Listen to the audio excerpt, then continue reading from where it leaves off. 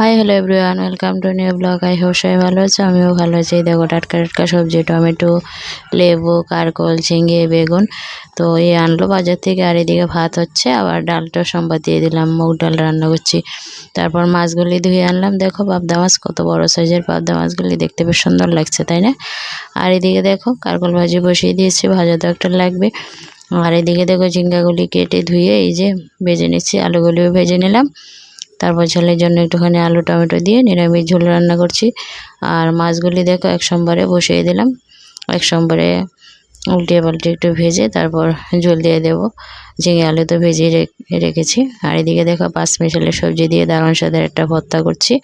আর ভর্তা রেসিপিটা যদি দেখতে চাও অবশ্যই কমেন্টে বলো। এই তো রান্নাবান্না কমপ্লিট। আলু টমেটোর এই যে ঝোলটা, ডাল, আর হয়েছে কারকল ভাজি, আর ঝিঙে আলু দিয়ে মাছের ঝোল। থ্যাংক ইউ, এটা দেখা